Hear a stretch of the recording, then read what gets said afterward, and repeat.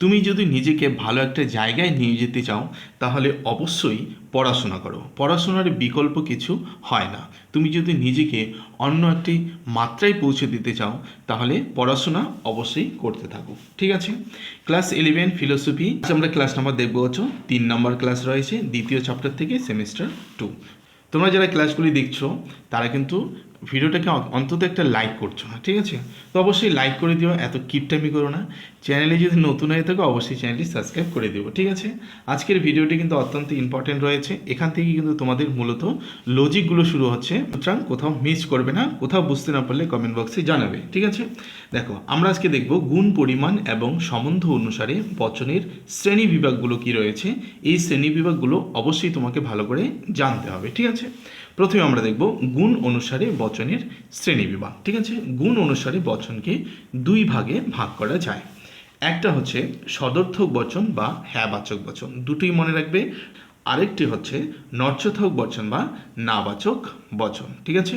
তাহলে গুণ অনুসারে বচনকে দুই ভাগে ভাগ করা যায়, সদর্থক, নর্থক, হ্যাবাচক অথবা নাবাচক, ঠিক আছে? সদর্থক, হ্যাবাচক, নর্থক, নাবাচক। ওকে, আচ্ছা, এবার আমরা দেখব সদর্থক বচন কাকে বলে এবং উদাহরণের সাহায্যে বিষয়টাকে বুঝে নেব, ঠিক আছে? ভালো করে বুঝে।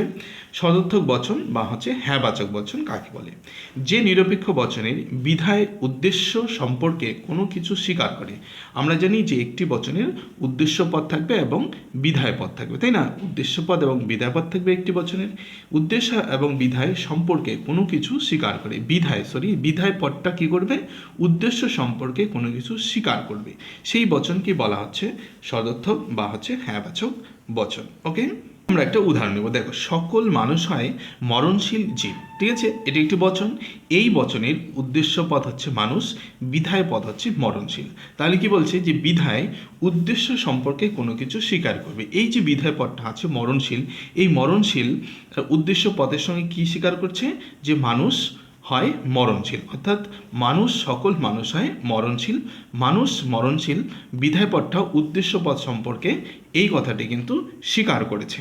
তাই এটিকে বলা হচ্ছে সদর্থক বা হ্যাবাচক বচন, রাইট?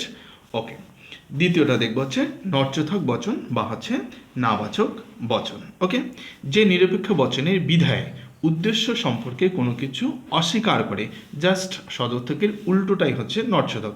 এখানে স্বীকার করা হবে, এখানে অস্বীকার করা হবে, সেই বচনকে বলা হচ্ছে নর্থক বা হচ্ছে নাবাচক বচন, ঠিক আছে? যেমন কোনো মানুষ নয় চতুষ্পদ।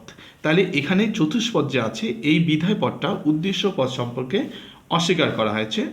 চতুষ্পদ হচ্ছে মানুষ, মানুষ পদটাকে কিন্তু অস্বীকার করেছে বিধায় পদটি, ঠিক আছে? তাহলে মানুষ তো চতুষ্পদ নয়, আমরা জানি। সুতরাং এটি হচ্ছে নর্থক বচন এবং তার বচনের উদাহরণ। ওকে, এই বিষয়গুলো কিন্তু পরবর্তী ক্ষেত্রে প্রত্যেকটা বিষয়ে আমরা এ বচন, আই বচন, ও বচন এবং ই বচন করব। বিষয়গুলো কিন্তু খুবই কাজে লাগবে। সুতরাং এগুলো আগে ভালো করে তোমাকে বুঝতে হবে, ঠিক আছে? আচ্ছা, আমরা দেখলাম হচ্ছে গুণ অনুসারে বচনের দুই ভাগে ভাগ করা যায়, সেটা আমরা দেখে নিলাম। এবার দেখব পরিমাণ অনুসারে বচনের শ্রেণীবিভাগ করা যায়। পরিমাণ অনুসারে বচনকেও দুই ভাগে ভাগ করা যায়। তাহলে গুণ অনুসারে বচনকে দুই ভাগে ভাগ করা যায়, পরিমাণ অনুসারে বচনকে দুই ভাগে ভাগ করা যায়। একটা হচ্ছে সামান্য বচন বা সার্বিক বচন, আরেকটি হচ্ছে বিশেষ বচন। ওকে, মনে রাখবে ভালো করে, পরিমাণ অনুসারে বচন দুই ভাগে রয়েছে, সামান্য বচন যাকে বলা হচ্ছে সার্বিক বচন এবং একটি হচ্ছে বিশেষ বচন। ওকে, আমরা এবার দেখে নেব সামান্য বচন কাকে বলে এবং উদাহরণ সাহায্যে ব্যাপারটি বুঝে নেব।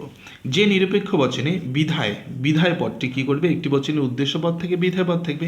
বিধায় পদটি সমগ্র উদ্দেশ্য সম্পর্কে কোনো কিছু স্বীকার বা অস্বীকার করবে। কোনো কিছু স্বীকারও করতে পারে এবং অস্বীকারও করতে পারে। সেই বচনকে বলা হচ্ছে সামান্য বচন বা হচ্ছে সার্বিক বচন। যেমন দুটো উদাহরণের সাহায্যে আমরা বিষয়টাকে বুঝব। কোনো মানুষ নয় চতুষ্পদ জীব, এই যে বিধায় পদটি আছে এই বিধায় পদটি উদ্দেশ্য পদের সম্পর্কে কোনো কিছু স্বীকার করবে এবং অস্বীকার করবে। তাহলে এই চতুষ্পদ মানুষ পদটিকে স্বীকার করছে না, মানুষ তো চতুষ্পদ নয়। তাহলে কোনো মানুষ নয় চতুষ্পদ, এই চতুষ্পদটা কিন্তু উদ্দেশ্য পদকে স্বীকার করেনি, ঠিক আছে? এটা প্রথম উদাহরণ। দ্বিতীয় আরেকটি উদাহরণ দেখব, সকল মানুষ হয় মরণশীল। এই সকল মানুষ হয় মরণশীল, এই বিধায় পদটি উদ্দেশ্য পদকে কিন্তু এখানে স্বীকার করেছে, ঠিক আছে? তাহলে সকল মানুষ, আমরা জানি যে মানুষ মরণশীল, সুতরাং বিধায় পদটি উদ্দেশ্য পদটাকে কিন্তু এখানে স্বীকার করে নিয়েছে। তাহলে এটা হলো সামান্য বচন বা হচ্ছে সার্বিক বচন। ঠিক আছে, সামান্য বচন এবং সার্বিক বচন, এটাকে হচ্ছে এ বচন হয় আর এটা হচ্ছে ই বচন হয়। ঠিক আছে, আমরা এগুলো স্টেপ বাই স্টেপ পরে বুঝবো। আমি আগে এইগুলো করাচ্ছি না কেন, এইসব বিষয়গুলো তোমাদেরকে ভালো করে বুঝতে হবে। ঠিক আছে, তোমাদের অনেকের মনে প্রশ্ন থাকতে পারে যে বচনের ক্ষেত্রে তো এ বচন, আই বচন, ও বচন, ই বচন রয়েছে। ঠিক আছে, সেগুলো কী জিনিস, অবশ্যই সেগুলো করাবো, কিন্তু তোমাদের আমি বলেছিলাম যে তোমাদের বুঝিয়ে বুঝিয়ে ভালো করে করাবো। ঠিক আছে, তোমরা যেন বুঝতে পারো, অর্থাৎ আমার পরিশ্রমটা কোথাও গিয়ে যেন সার্থক হয়। ঠিক আছে, তারপরে দেখো বিশেষ বচন রয়েছে, পরিমাণের আরেকটি বিভাগ।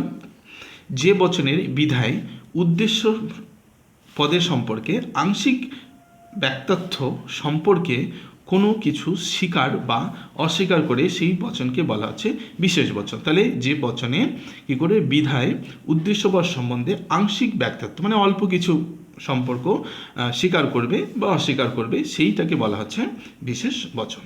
উদাহরণটা আমরা দেখে নেব, এখানে দুটো উদাহরণ সাজিয়ে ব্যাপারটা বুঝবো। কোনো কোনো মানুষ হয় সুখী, তাই না, কোনো কোনো মানুষ হয় সুখী, তাহলে এটা হচ্ছে মানুষ আর এটা হচ্ছে কি মানুষটা হচ্ছে উদ্দেশ্য, এটা হচ্ছে বিধায়। তাহলে বিধায় পদটি কি বলছে, মানুষ পদটিকে কিন্তু আংশিক স্বীকার করেছে। তো কোনো কোনো মানুষ হয়, তাই না, সকলই না, কোনো কোনো মানুষ হয় সুখী। ওকে, এটাকে স্বীকার করা হয়েছে, অর্থাৎ বিধায় পদটি উদ্দেশ্য পদ সম্পর্কে আংশিক ব্যক্তার্থ মানে অল্প কিছুকে স্বীকার করেছে। দ্বিতীয়টা আমরা দেখব, কোনো কোনো মানুষ নয় শিক্ষিত ব্যক্তি, তাই না, সকলকে তো আমরা শিক্ষিত বলতে পারি না। তাহলে এখানে মানুষ হচ্ছে উদ্দেশ্য পদ আর শিক্ষিত ব্যক্তি হচ্ছে বিধায় পদ। তাহলে এই বিধায় পদটি মানুষ সম্পর্কে কিন্তু কোনো কোনো মানুষ সম্পর্কে অস্বীকার করেছে, তাই না, তাহলে সকলকে কিন্তু স্বীকার করেনি, কেউ কে স্বীকার করেছে আবার কেউ কে অস্বীকার করেছে, তাই না। তাহলে বিধায় পদটি কিন্তু মানুষ পদটিকে কিন্তু আংশিকভাবে অস্বীকার করেছে, পুরোপুরি স্বীকার কিন্তু করেনি। কারণ কোনো কোনো মানুষ নয় শিক্ষিত ব্যক্তি, কোনো কোনো মানুষ শিক্ষিত ব্যক্তি নয়, অবশ্যই শিক্ষিত ব্যক্তি নয়, সব মানুষ তো শিক্ষিত ব্যক্তি নয়, তাই না, শিক্ষিত এবং অশিক্ষিত উভয় আছে। সুতরাং বিধায় পদটি এই মানুষ পদটা সম্পর্কে আংশিকভাবে কিন্তু অস্বীকার করেছে, তাই এটি হচ্ছে বিশেষ বচনের উদাহরণ। ওকে, তাহলে আমরা এই অবধি বুঝলাম, এবং সম্বন্ধ অনুসারে বচনের যে শ্রেণীবিভাগ রয়েছে সেই শ্রেণীবিভাগের মধ্যে আমরা পাবো এ বচন, আই বচন, ও বচন এবং হচ্ছে ই বচন। ঠিক আছে, এ বচন করার নিয়মগুলি কী রয়েছে, আই বচন করার নিয়মগুলি কী রয়েছে, ই বচন করার নিয়মগুলি কী রয়েছে, আমরা এগুলো সবই স্টেপ বাই স্টেপ কিন্তু তোমাদের বুঝিয়ে দেব। ওকে, তাহলে চলো ক্লাসটা এই অবধি থাকছে। চ্যানেলে যদি নতুন হয়ে থাকো বন্ধুরা, চ্যানেলটাকে অবশ্যই সাবস্ক্রাইব করো এবং ভিডিওটাকে অবশ্যই লাইক করে দাও, কারণ ফিলোসফি কিন্তু আমি তোমাদের পুরোপুরি বুঝিয়ে দেবো, এই জন্য তোমাদের সাপোর্টটা কিন্তু অত্যন্ত জরুরি। ঠিক আছে, তাহলে চলো সকলে ভালো থেকো আর এই বিষয়টিকে ভালোভাবে বোঝার চেষ্টা করো। কোথাও না বুঝতে পারলে অবশ্যই কমেন্ট বক্সে জানিয়ে দিও।